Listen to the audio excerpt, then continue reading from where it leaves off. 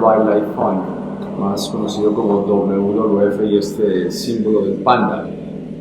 Nació hace 55 años, en 1961, un grupo de conservacionistas, de científicos, de gente interesada en conservar la vida salvaje, se unieron y formaron a WWF, y la primera oficina se estableció en Suiza. Ya después se establecieron oficinas en otras partes del mundo y actualmente contamos con unas 80 oficinas y con presencia en 100 países. ¿Y por qué escogieron el panda? Bueno, en esa época un panda que llegó a Inglaterra,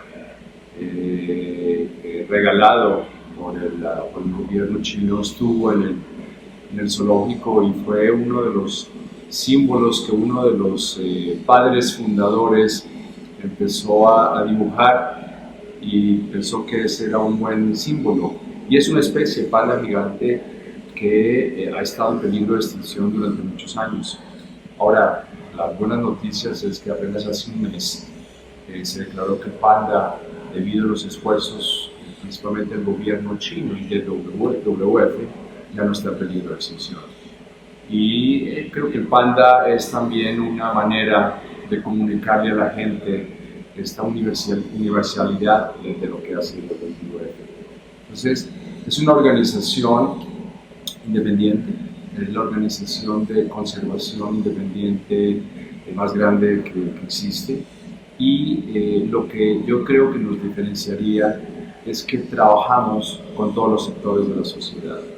Trabajamos en el campo, en las regiones, en los sitios, junto con las comunidades, la gente que vive en los bosques, la gente que vive en el océano, la gente que vive en el desierto, en los ríos, y buscamos soluciones a los desafíos ambientales de una manera conjunta.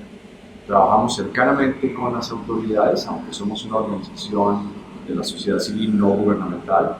Trabajamos con las autoridades en el ámbito local, en el ámbito estatal, federal y global.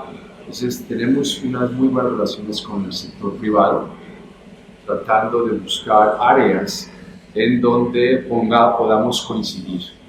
Tiene que ver, por ejemplo, con mejorar las prácticas ambientales de las empresas, y también de motivar a empresarios, a empresarias a compartir su riqueza, sus recursos con organizaciones como estas, que se dedican no solamente a conservar el medio natural, los animales, las plantas, sino realmente la vida misma de la naturaleza.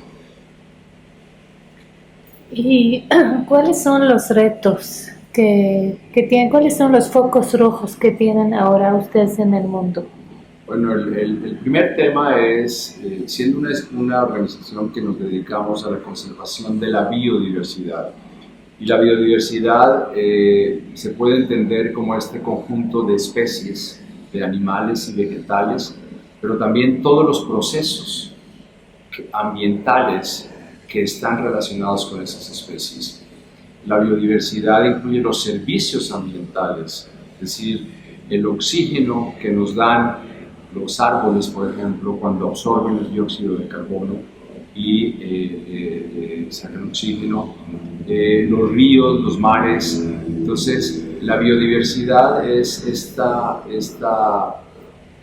orden, si quieres, que tiene la naturaleza para que las especies tengan un papel importante que jugar. Los temas que en este momento están impactando más, no solamente la biodiversidad, sino que tiene que ver con la pobreza también, con la injusticia social. Los recursos naturales son una manera de contrarrestar la pobreza, la inequidad. El cambio climático, como hemos escuchado. ¿De qué manera los recursos naturales pueden contrarrestar? Porque, digamos, en México, los bosques, 65% de los bosques pertenecen a las comunidades, a los ejidos. De la manera en que los bosques se exploten de una buena manera, sustentablemente, le dan medios de vida a las comunidades. Los peces que hay en el río, los peces y otras especies en el mar, si se explotan sustentablemente, pueden ayudar a mejorar las condiciones de nutrición de la población más necesitada. Entonces, los recursos naturales son para uso de todos los humanos, y el que estén distribuidos equitativamente, el que se permita el acceso a esos recursos de una manera sustentable y justa, permite también apoyar a estas comunidades y enfrentar la pobreza. Entonces, los temas que yo diría en este momento más importantes son el cambio climático, no únicamente para las especies, sino para los humanos. Sabemos que los patrones de lluvia, los patrones de tormentas, de huracanes, de sequías, están cambiando debido a la cantidad de gases de efecto invernadero que los humanos estamos depositando y hemos depositado en la atmósfera. Y esto impacta, como digo, a los humanos porque impacta el agua, impacta el nivel del mar y también impacta los alimentos, la producción de alimentos. En el caso de la biodiversidad se impacta porque se hace que las especies se distribuyan de una manera mucho más fragmentada al tener un impacto en esas áreas.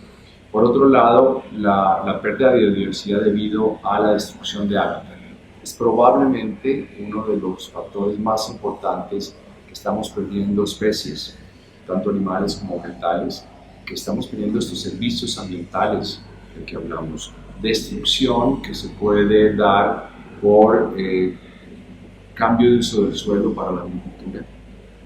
Entonces, se acaban, se destruyen zonas boscosas, por ejemplo, para plantar otras plantas. La fragmentación del hábitat debido a las construcciones, a los megadesarrollos en muchas partes del mundo no sustentables, en las costas a expensas de los corales, por ejemplo, de los manglares. Las especies invasoras es otro tema, especies que traemos de otras partes del mundo que no son originarias y que compiten con estas especies, y por supuesto la sobreexplotación de los recursos, ya sea recursos marinos de los peces, ya sea recursos forestales, ya sea recursos acuáticos, etc.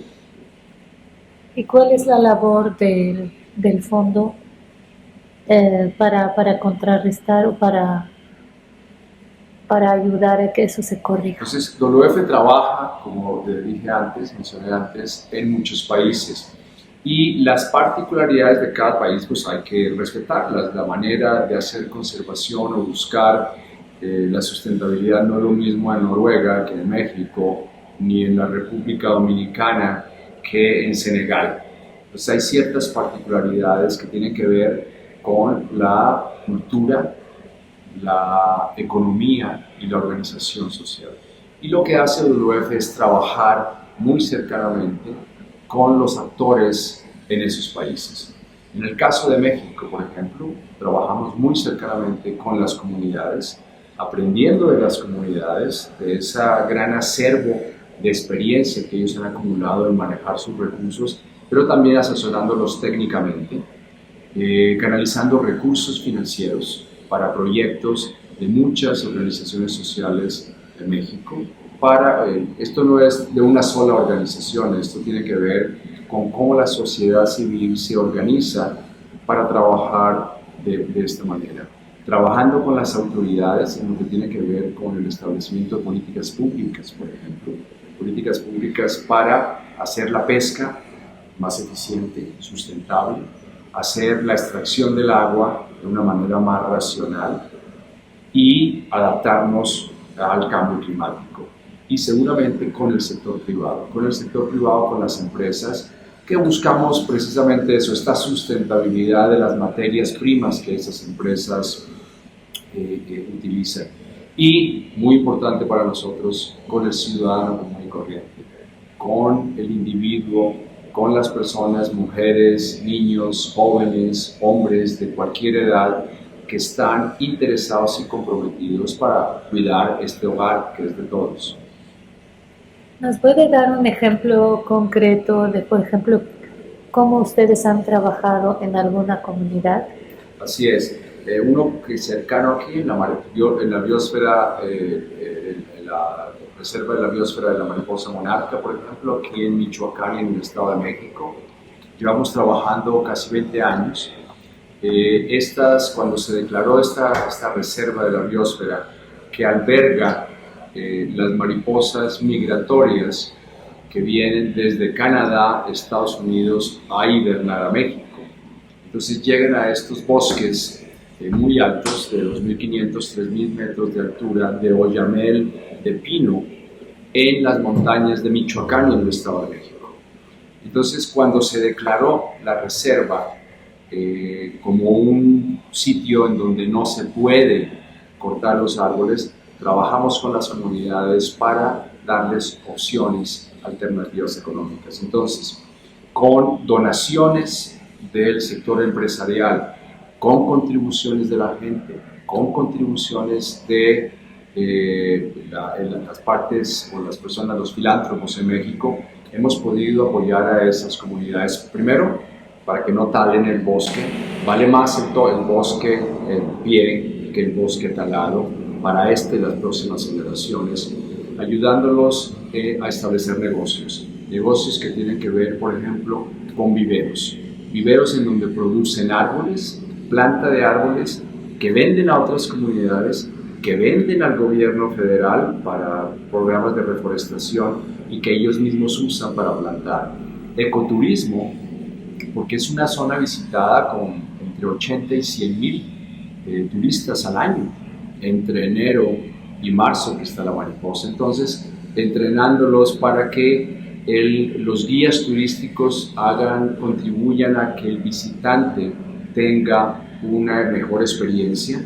También en cuestiones relacionadas con artesanías, producción de hongos. Entonces, una cantidad de alternativas económicas que lo que nos ha mostrado es que en los últimos 5 o 6 años, después de más de 15 años de trabajar aquí, la tala ilegal, que había subido mucho hace unos 10 años, esté bajando de una manera importante. Entonces, es una combinación entre una organización como la nuestra, que recibe recursos, recauda recursos para invertir en apoyar a las comunidades, que atraen otros recursos de los gobiernos estatales, del gobierno federal, para darle una opción a las comunidades. Este esquema de trabajar con la comunidad, los dueños de la tierra, el sector empresarial, la gente, el gobierno, lo repetimos, lo replicamos básicamente en todas las áreas que trabajamos en México.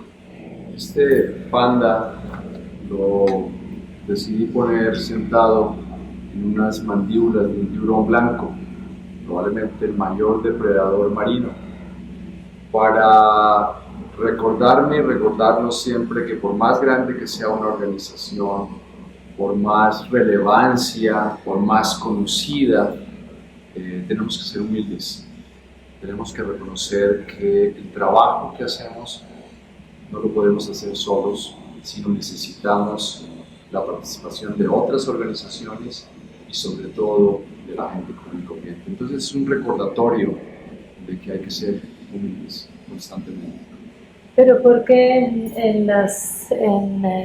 los fauces de...? Porque por más grande que tú seas y muy poderoso, siempre hay otra criatura que te puede devorar.